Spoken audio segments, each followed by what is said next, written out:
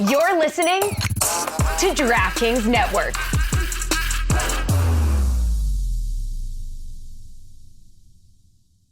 This is the Dan Batard Show with the Stugotz podcast.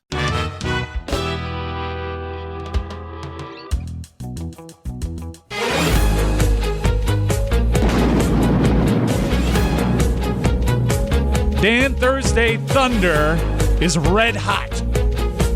It's 1-0 in its last one.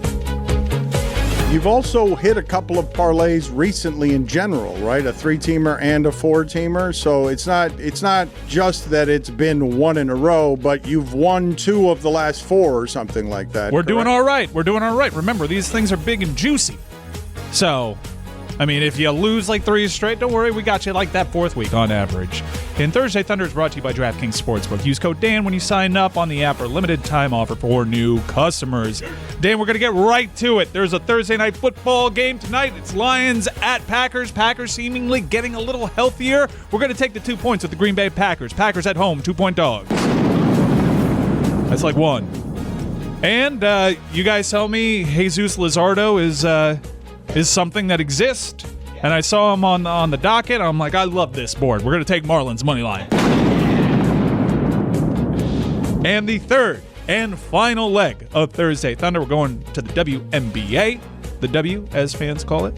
We're going to take Las Vegas Aces on the road against Dallas Wings. That game is tomorrow. Laying the 6 points. That is 3 legs for your Thursday Thunder. We don't want Jordan Love to complete a pass tonight? No, we're not saying that, LaFleur is going to call a play. No. That was last week. This week, way more complicated. What is your logic, just out of curiosity? Is it just home dog and health? Green Bay's offensive line is a very good offensive line. Jordan Love will be protected. They will be able to run the ball. But I think most people listening to this think the Lions are better than the Packers. Well, my logic is there's a Thursday night football game tonight, and I have to have action on it. Well, but why? You could have had the other action. You could have had the action. Gone Lions. No, but I'm going home doggy. That's getting healthy. All right. What's the logic of a Friday pick for a Thursday Thunder? That's a great question. I wanted to give the W some love, and there's no W games tonight. But that means the people who do the Thursday Thunder will not have resolution. You can place the bet on Thursday. You'll wait till tomorrow for it to cash. I like betting parlays like that. You can hedge against them by love a hedge. A little emotional hedge. We've done Friday games before. We've done Sundays. But he is saying it is sponsored as a Thursday. It probably should be games. Yeah, but it's called Thursday Thunder because we do the segment on Thursday, not because all the games what day you do the segment. If you do it Thursday, it should be Thursday games. It has 2 words in it, and they both start David's with right. We should have taken Middle Tennessee against Western Kentucky tonight. Bingo. I would have taken Western Kentucky there. Hilltoppers. Big conference matchup. Hey. We did not get to another top 5 list that David had that I did want to get to because what are you guys hearing as it relates to Taylor Swift and Jason Kelce? Travis Kelce. I keep doing that. It's funnier my way. I would really love to see that. It's funnier my way. It's funnier with Jason Kelce. If you think Travis is mismatched, it would be scandalous. It's his eyebrows is what I'm saying. That's why it's funnier. Physically, just look at him. That's why it's funnier. But are a lot of people, I think at this point, put it on the poll, Juju, at Le Batard Show, can you get 30% of the people in America to believe any conspiracy theory? Any conspiracy theory. But I don't know how many people are doing what L. Duncan did and what David Sampson is doing, which is, I think, jumping to the conclusion, Travis Kelce and Taylor Swift is not real. That is a contrivance made by marketing teams to increase both of their profits. Are a lot of people doing that? Are a lot of people meeting this not just with judgment and skepticism? Are they saying this is a business deal? Oh, yeah, 100%. I mean, they have this new podcast. Travis jersey sales have skyrocketed. It makes sense why people would think this is a business deal. I don't think it is, but I totally buy into it. But why would Taylor be part of this business deal? She doesn't need more. I mean, obviously she's this big. Nobody's learning about Taylor Swift. There are plenty of people learning about Travis Kelce. Why would Taylor Swift need to do this? She's huge. Yeah, she's one of the few things that you can make an argument is as big as the NFL in this country. But the people that are hardcore NFL fans are really learning about what a massive deal she is. So this is two of the biggest brands coming together. It's already been reported that she's showing up Sunday night in New York. It does, like, if you were a skeptic and you see, like, they don't necessarily match up given their dating history, what's at play here? It's all coming together quickly. There's Amazon Prime connections. I understand people saying something feels a little bit off about this, but I'm rooting for love. You guys don't get it. You guys aren't seeing the big picture here. It's not a business transaction between Travis Kelce and between Taylor Swift. It's a business transaction between the NFL and Taylor Swift. All of a sudden, 100%. numbers are going crazy. A game that was an absolute blowout was the most watched game of the weekend, I think. It was a terrible game, and it was the most watched game on the network that day. Yes. Everyone loves to watch the Bears. For sure. Great. Matt Eberflus doing a great job over there. Sunday Night Football without Aaron Rodgers. Who's going to be there? Taylor Swift. Well, that's a problem that they have with their Jet schedule. They've got like 5 primetime games with the Jets. They're going to get flexed out as soon as flex is possible. Or they're just dating. No. It seems like a play by the NFL to appeal to the female audience. They've been trying to do it for years with pink jerseys and, well, just pink jerseys. And now they're like, okay, Don't forget the rhinestone jerseys. Oh my God, the rhinestones! The rhinestones are great. Love the glitter and the sparkle. Aaron Andrews has a collection. What kind of meeting are you guys having here? Like at the beginning of the year, they're like, how do we grow? How do we grow? And someone came into the room and was like, all right, Kelce and Swift. And Goodell was like, love it. Let's what? This is not. You guys are crazy. Exactly you guys how all it sound went. like lunatics right now. What if it was like born out of a Super Bowl pitch meeting and someone's like, what if it's not just one game? What if we stretch this out an entire season with Tay-Tay? You can do this for years.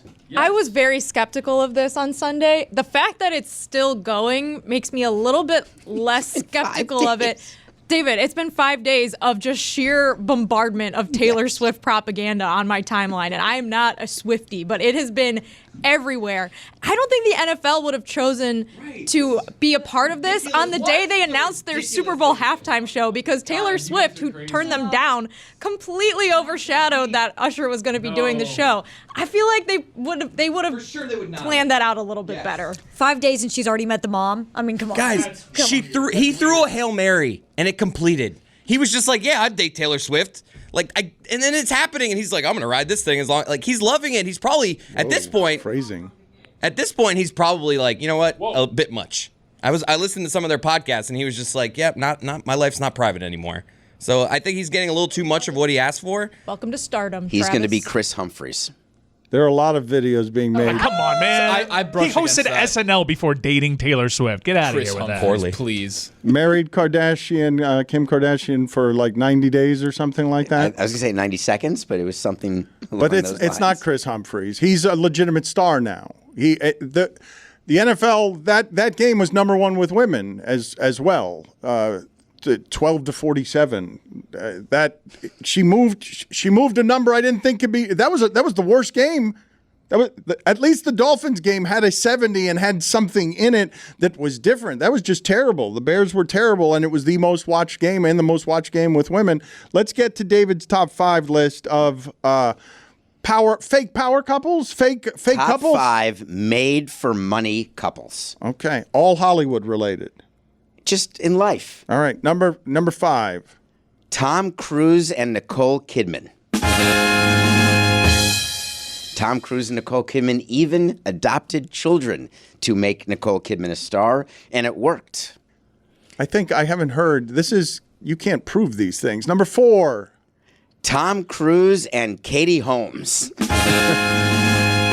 Wait a second. You can't prove. You're right. That was pure love. Or Scientology. Number 3. Tom Cruise and Penelope Cruz. Don't have to change her last name. Yeah, Cruz thing. He's getting better at it. This one, I don't even need to do anything with our last names. Number 2. A-Rod and J-Lo. That couple was clearly all about business. They were fake. Vigorous head nod from Lucy. That more than any of the others. You guys, Tom Cruise owns the category, but you guys think A-Rod J-Lo was just strictly a business fame transaction. Yeah, 100%. Going back a little, Tom Cruise and Nicole Kidman, there's this like historic photo of her after their divorce of her just like celebrating, and it's real if you're celebrating that much. So I think that one's real, but J-Lo, A-Rod, that's always been. But how do you guys have these? Are these negotiations between marketing teams and agents? Hey, you guys should be together, be photographed a few times. Tom Cruise. It's Scientology. It's Scientology. Tom Cruise he has to be he was with Mimi Rogers, then Nicole Kidman, then Penelope Cruz, then Katie Holmes. Now there's a new Mission Impossible. He's dating someone else. This is all part of the plan, and it's all just made for money. The marketing plan. Relationships to traffic in commercials and traffic in attention. Because people don't want to... Yes. Okay. Number one. The number one top 5 made-for-money couple, John Skipper and Dan Le Batard. Oh, my God. I'm sorry, John, but let me tell you, I don't know what's real, what's not real about you two as a couple, but it is the top couple that I think was put You're together. getting groans and faces right there in the other room. They're not... they may not know. Are you skeptical of their relationship, David? I am slightly skeptical of their relationship, yes. How is Pete Davidson not on this list anywhere? Oh, that's all true love. I do love Dan Le Batard. He's one of my good long friends. Good long friend. You lost confidence in your Foghorn Leghorn. You made the CEO of the company. Well, I do believe that we are good friends. You sound like a giant rooster. It's a cartoon rooster and Adam Sandler's I do water declare boy. that we are good friends. That's Adam BFFs Sandler. forever. That's your boss, baby. It's the water boy. Dan Le Batard. Hey, how's your fantasy team doing? I know you love these questions during football season because fantasy football goes with your normal national obsession of football. But you know what else does? I, Mike Ryan, am here to tell you it's Miller time. That's right, Miller Lite. It's only got 96 calories and 3.2 carbs per 12-ounce serving, and it's got this smooth taste with a crisp, clean finish. You get all the taste that you crave without the calories. That beer, the one I'm talking about right now, Miller Lite, is the perfect supplement to your football season. Oh, that dependable flavor, that beautiful white can. Just 96 calories. Whether you're at the stadium playing fantasy football or watching the game at home or at a bar, Miller Lite is here to make your football season taste like Miller time. So why don't you make it Miller time all season long? Get Miller Lite delivered right to your door. Visit MillerLite.com/Dan, or you can find it pretty much anywhere that sells beer. Celebrate responsibly. Miller Brewing Company, Milwaukee, Wisconsin. 96 calories and 3.2 carbs per 12 ounces. Dan Le Batard. Did you guys see Gilbert Arenas' assessment of Zion Williamson? Agent Zero. Stugotz. Did you answer my question there or no? No. Okay, very good. This is the Dan Le Batard Show with the Stugotz.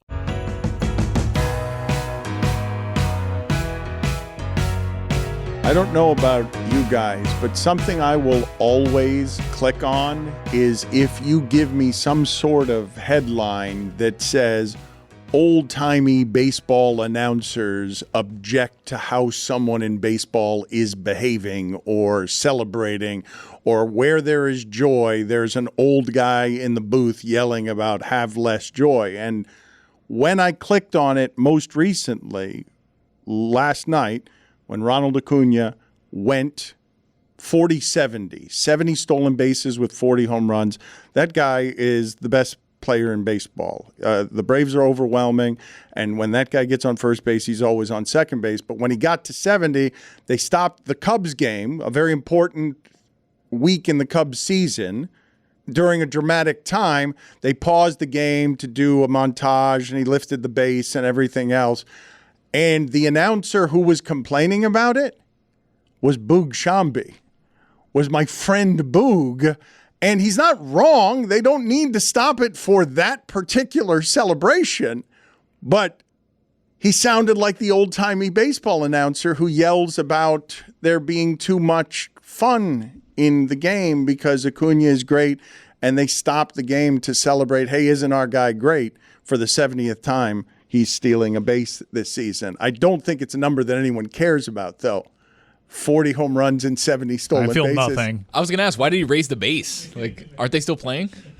So whose side are you on, Dan? Are you going to call him a curmudgeon or was he right? Do I have to? I have to take a yeah, you side, have to right? take- this is a big moment for you. I have to take a side between my biases toward my friend. I side with always stop the game so that people can enjoy themselves and celebrate whatever it is that they wish to celebrate. It is a difficult crossroads. Flamboyant Latin baseball player breaking the old unspoken rules of the game and Bouchambe's calves.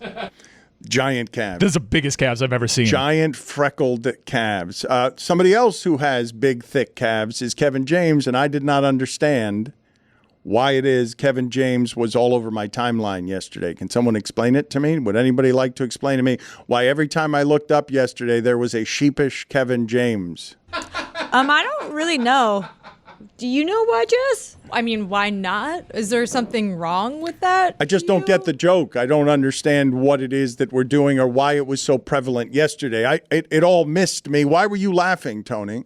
Because you said sheepishly, and it's the best way to describe it. Because if I look at Kevin James' picture right now, he's kind of got a little sheepy, coy smile. I thought it was the freckles comment. That had was you no. That I laughing. love Little anytime you mention unnecessary details freckles. about his calves. I He thought gets so offended by the freckle comment. Really? you do it a lot with the freckles. I'm just gonna say It's a funny word. You're not- Freckle's a funny word. It's just, an indisputably. You're very inclusive with everybody, but when it comes to Except for people with you just freckles. very quick to Anti-freckle? shame freckles. Very quick. You always are. It's fine. Dan right now is the Kevin James meme, getting called out about the freckles. The Kevin James memes, I think it started like a week ago, and it really picked up steam this weekend, Dan, and now there's just like, there's dozens of them. I mean, they keep coming out of the woodwork, him posing in the weirdest ways in a pothole. Well, this is what I've noticed. behind a Kevin pole. James, I don't know how big a star he was. He was one of the biggest stars we had for a moment on television. Sean Payton movie was the death knell, I think, for him. He took an unusual number of photo shoots because that is what I saw a lot of, Kevin James posing for a lot of different things. It seemed to me that when Kevin James arrived at Stardom, he spent all the time after that taking photo shoots of some sort that the TV people and he was grateful to do it, happy to do it. Dan, I love that we're having the when Kevin James arrived at Stardom conversation on the show. Lucy and I spent, I want to say like the better part of an hour a few nights ago talking about Paul Blart Mall Cop. That was such a key part of my childhood. I remember watching that movie being like, this is the best humor's ever going to get. It will never be funnier than Paul Blart on the Segway going through the mall.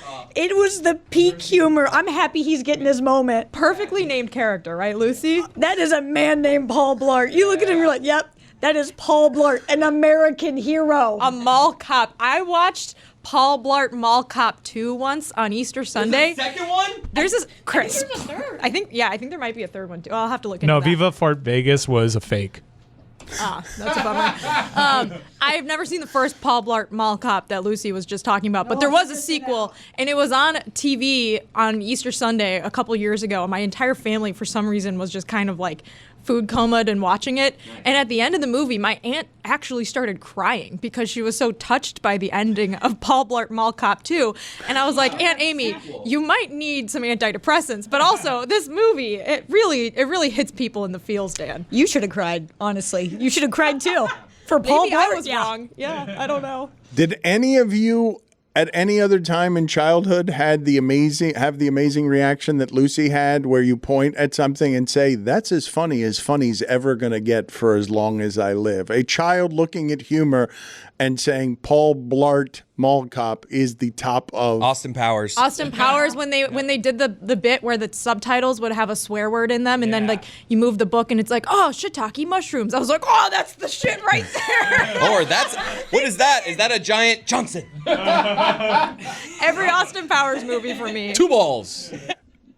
Paul Blart rocketed the Kevin James stardom because I thought the television show is where his stardom started. That I remember him doing a Cinnabon joke in an airport. I thought that's the first notice I took of Kevin James. I still don't understand entirely, though. Do we have an explanation for why yesterday or the last couple of days he's been making this many appearances all over your timeline? You know how memes work, Dan. If it hits, it hits. Yeah, once it catches, then everybody uses it. I'm sure Michael Jordan didn't expect several years after a Hall of Fame speech that he'd become a meme, but it just happened. Someone discovers it, and then content creators get their hands on it, and it just totally takes off. I will say this one has legs. Yeah. This one, the meme And cycle calves. has shortened dramatically in the last 10 Is that years. a private? This meme has legs. We're on like day number, I want to say like 7 of Kevin James memes, and they're still hitting. It's kind of crazy. I wanted to get into, I mentioned it the other day, for some reason I was watching the Washington State-Oregon State game, and For some reason. Gambling. Washington State Great game. looked really good. It was a great game. And Washington State has been in the news around here a little bit because I think Lucy took some solace. Lucy has been a public person who is trying to help Lee Corso, even though I say she's trying to run an old man out of his job. She's trying to help Lee Corso, and she took some solace with a Washington State story because they agreed with you. They sided with you. Somebody came after Lee Corso. The coach, was it the coach of Washington State? Yeah, the coach came after him, but it was all over like a misunderstanding. He thought that he said that Lee Corso called Washington State, Oregon State the No One Watches Bowl, but he said no one wants us. So then he took a stray at Lee Corso. It was this whole thing. Can you guys play the video here that involves Washington State? And I caught something this morning, and I was just watching game day, and Corso comes on and he says, the No One Watches Bowl. And I don't really understand that. What's the merit once again? Because the facts say people watch the Cougs. And the people watch the Cougs more than every team that's left over in the Big 12. Okay, so Coach Corso, he's at the point now where they give him the sheet and he reads off of it and they try to make a joke, but it didn't even make sense. Okay, it's well documented what ESPN has done to try to, get our league into where it's at. And I would love to have a conversation with Coach Corso about the value that he sees in breaking up the premier West Coast Conference. Okay, and I'd also love to have a conversation with Coach Corso about how he thinks, student athletes and mental health and flying them all over the country is a positive thing. I'm open to those conversations because I'm fact-based on everything that we do, right? So just went off there on something different, but I just know this, I'll say it again, we belong, right? We belong. I mean, what is it with these college football coaches going after octogenarians who say very benign things about their teams, and then all of a sudden, because of some big miscommunication, we're putting Lee Corso on blast and Lou Holtz on blast. Let's all just focus on, who are we playing next week? Let's take a page out of Bill Belichick's book. On to Seattle. Yeah. We don't need to attack Lee Corso. But when Ryan Day does it that way, when he does it the way that he did Tough team! Yes, thank you. What he said about our team. What he said about our team. Tough team! I cannot believe. That sounds like Zaz. But Lucy, this isn't even the Washington State story. We haven't talked to Lucy enough about Al Golden lining up 10. Jessica. I'm sorry, Jez. We haven't talked to you about this. If you mix us up, that should be a fine. That's $10. In fact, Mike, go sit in the penalty box because I was talking to Lucy. I'll rip apart Al Golden and Marcus Freeman and whoever else you want me to. I am not happy today. I will not be defending them, and I'm not giving team talking points. That was a major screw-up, Mike. We will get See how that's done? Her Notre Dame thoughts in a second and her Notre Dame pain in retaliation for her laughing at how wrong we were as a show. But Washington State, with a new model for how college sports should run, is something that we all want to participate in.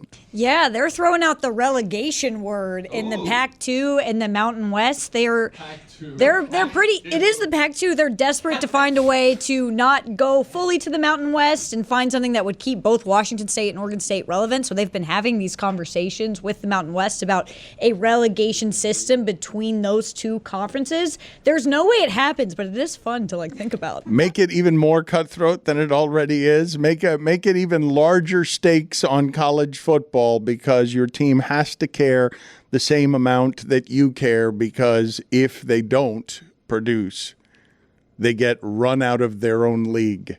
Think about the transfer portal.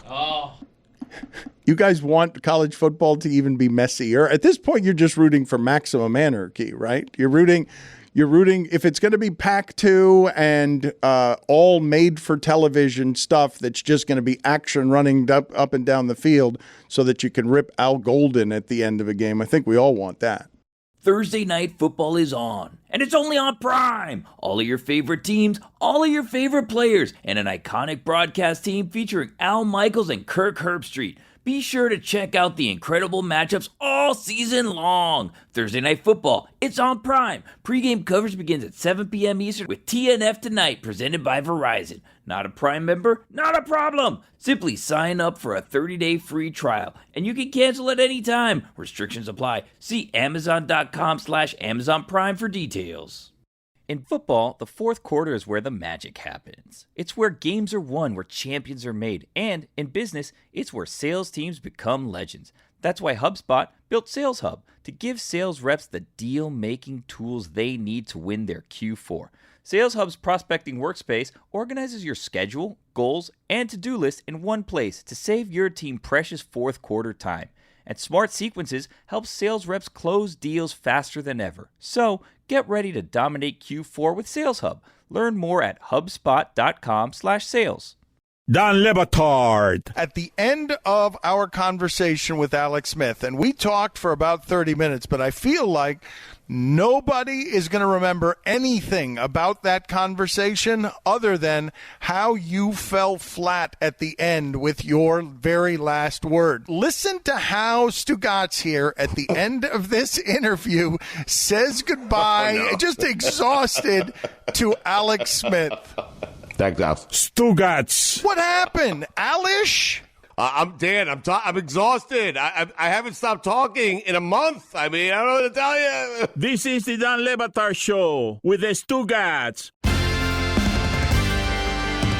I would say that even though I am someone who has come out publicly against the acidic corrosion that argument television has been on sports discourse, I would say that one of the biggest arguments I've ever had with anybody on television or otherwise was with Mike Wilbon on television, because Mike Wilbon looked in my face and said he hated mascots. And this ideologically offended every fabric of my soul. And then I walk in here today, and young, arrogant Buck Tony looks me in my eye and says he has no time for mascots. And I don't even understand your viewpoint. It's a thing of the past, Dano. I think we need to eliminate mascots. Do you not like Joy? No, I do. Eliminate them? Eliminate them. So Execution? Like a firing squad? Style? I wouldn't A go fight that to the far. death? A fight to the death. Actually, I would be in on that. I would be interested. Royal Rumble? Yeah, Royal Rumble I would be interested in. But as far as the NFL, Wait, but they can only use the weapons that are part of their costumes. Which one do you use So then? the leprechaun's got his fist, and Puddle's got some weird thing in his hand, beating the crap out of him. Sparty's got a sword. You know who's going to have a real hard time in that one? The tree from Stanford. I hate that. what if he just tree. rolls? He can roll I on the floor. hate the tree. Get rid of the tree. I'm with Tony on that. That freaking tree. That tree has so much attitude. Anyone who has ever played a sport against Stanford hates that tree. The only people that like the tree are probably the guy who's the tree itself. Right. I hate the tree. I agree with that take 100%. Thank Iowa you. lost to Stanford in the Rose Bowl, and during halftime when we were losing by 30, the band played the Farmers Only song over and over and over again, and the tree just sat there and rubbed it all in our faces. I hate that tree. Everyone hates the tree. He was banned for a while, too. Yeah, he got in a lot of trouble last year. And their band gets banned. No pun intended. Their band is the worst. Well, I don't know. The Texas worst. State Like, band we're member. Stanford. So everything we do is so tongue in cheek because we're so smart. There was Get a your fucking tree out of here. There was a Texas Nobody State wanted band you. member that threw a trident at a player. Put it on the poll. Do you hate the Stanford tree? So evidently, Lucy and Jessica are with you Back on my side, on a Dano. single mascot. I don't think anybody here is with you. I think the room works against you generally here. I don't think Naturally. anyone here is anti-mascot. I think NFL-wise, I can see, because they're all talking college. I'm saying NFL-wise, we need to do away with the NFL mascot. And the reason it happened was because on Monday night, as we were watching two trash Monday Night Football games, I was watching the Eagles and Bucks game, and lo and behold, I don't know what the guy's name is or what the mascot's name is. The Buccaneer mascot kind of like looks into the camera, and I'm like, this is stupid. Like, everybody's a grown man here. There's no kids. Who's Like- gonna bang their head up against the thing when they miss a field goal? I hate that. The name of the mascot is Captain Fear. Captain Fear, get out of here. Now Look at his, he's got a stupid face. He's got hair and like a bead coming out. It's like, we need to be done with this. Now, I do like the idea of just eliminating some things from sports. That's a terrible suggestion for you. I think we should eliminate having former players come back and bang drums before games. No, that's cool. How about, I like that. How about we just celebrate Chad Henne? I don't need him to hit a drum, okay? You can bring back Chad Henne, Chiefs, No. but I don't need him to beat a drum. Few things. One, Purdue Pete, he can go. Beady Little Eyes, that guy is freaky. Purdue Pete. Also, these mascots make so much money. That can't be true. Not the college mascot. Not the college The ones. NBA, They make nothing. Didn't the Nuggets mascot make like $650,000 a year. Over $600,000 last year. No mascot needs that much. What's Willie Except for Wild? Iowa. Whoa, Lucy, I lost you there. They deserve all the money in the world, except Purdue Pete and that fucking tree. What's Willie Wildcat's deal? for He is Kansas so State? freaky. He's half I and hate half, him. yeah? He dances with the team sometimes. I've seen those videos. He's a human with a wildcat head. You know who's got a great live mascot? North Carolina. Big sheep, huge balls. Impossible not to look at. But they paint. So weird. I'm sure people have looked into this. They paint the horns Carolina blue, which just makes me feel icky. Yeah. No, it's fine. I love They don't mascots feel in that. general, not my jam. But the sheep. I don't know. Chief Osceola kicks wild. ass with the horse and the spear. I think he would win in a fight between all mascots. I miss the day. It's a totally true story.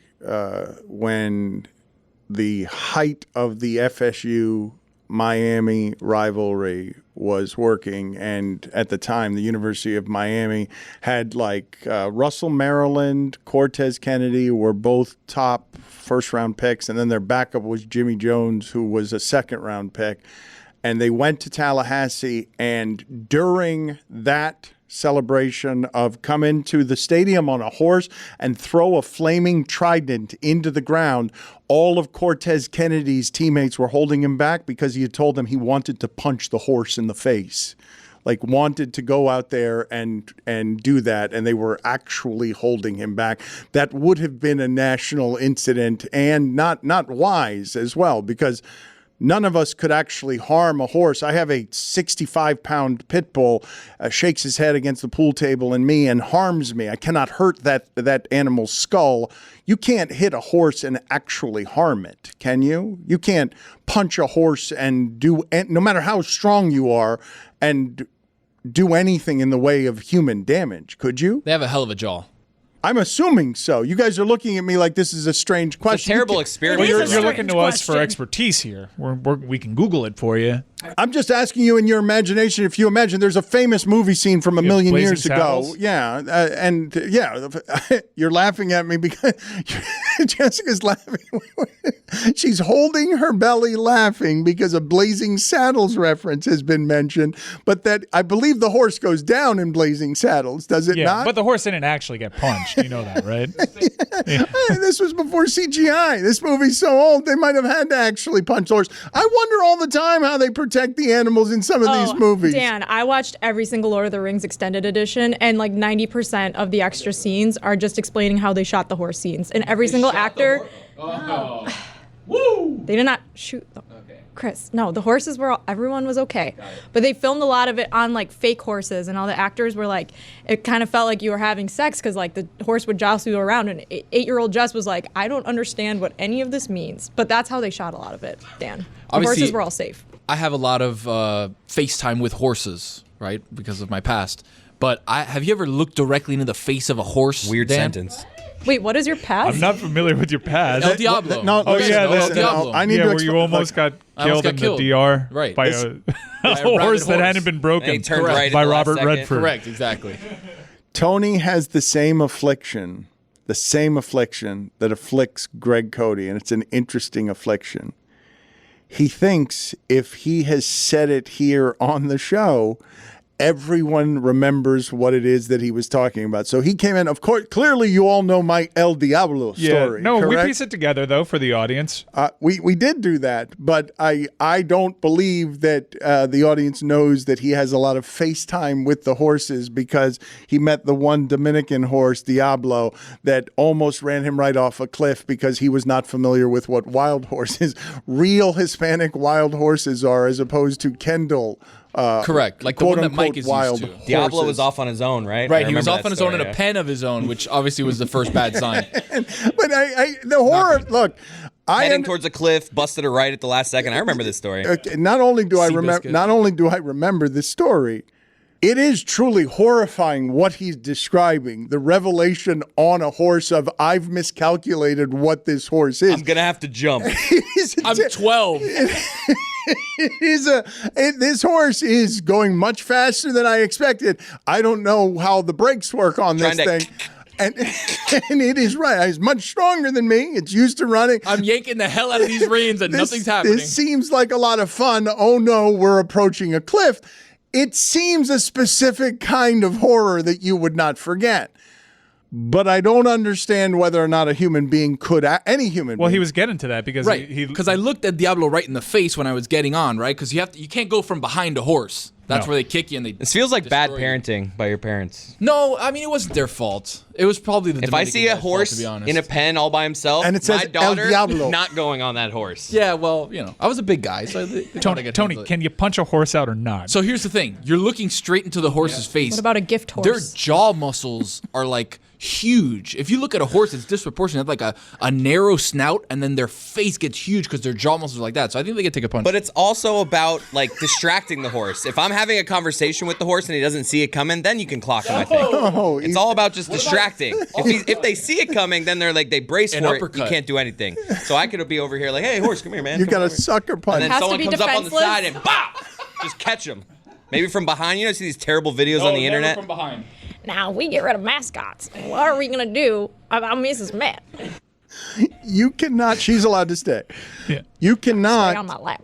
stand behind a horse. I didn't thankfully learn that the hard way, but there was one time in my life when I was working with horses for the handicapped, when I was doing community work when I was younger, that I walked into a place not knowing that. And I'm sure the internet is covered with video of people who did not know to not stand behind a horse because of how awful a horse kicks and the amount of damage being done. I still, though, Tony, don't know a lot of human beings who are anti-mascot. Although Jessica's rage directed at Stanford's tree was unreasonable, but I think that has more to do with Stanford in general than it does with the tree. We should keep an eye on Stanford, all right? A lot of weird people, weird fraudulent schemes coming out of Stanford lately. Keep an eye on those people in Palo Alto. You can't get rid of mascots because occasionally they'll just do hilarious things, even unintentionally. We had a great moment with a mascot in the Oregon-Colorado game where a head just flew off as the duck was smashing a clock that said Prime on it. Get it? Prime time. It was incredible video. Let's run that right now. See, the duck is wearing a hat because Coach Prime has been wearing a cowboy hat. And he takes a hammer and he's beating this cardboard box, and the head falls off. He panics and he runs back. That's hilarious. I feel like he cleaned it up. No one saw.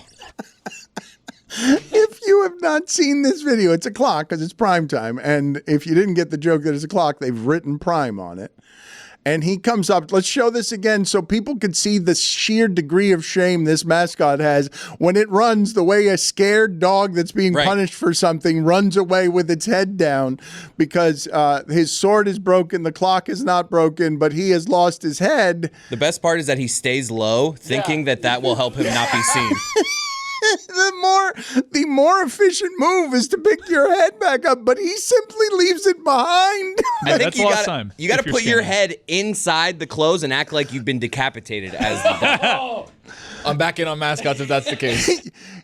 what is funny about this is in giant padded feet, that duck runs 40 steps when he could have just picked up his mascot head and put it back on. You can't do that. You can't because that's also lost time. That's more time that you're exposed without a head. He runs. Somebody with his head grabs the low. head. Yeah, somebody does grab the head. It's a great job by that person. Well, that's a hat. Yeah, well, the hat is attached to the head. He's running into the locker room as if he's trying to enter a helicopter. You never let go of the bat either. That's the They'll thing. never The see me sword, this way. it's still in. Is it a bat, a sword, whatever it is? It's still in his left hand, and could have impaled someone. Why? Because he wasn't looking up as he ran. He was so ashamed.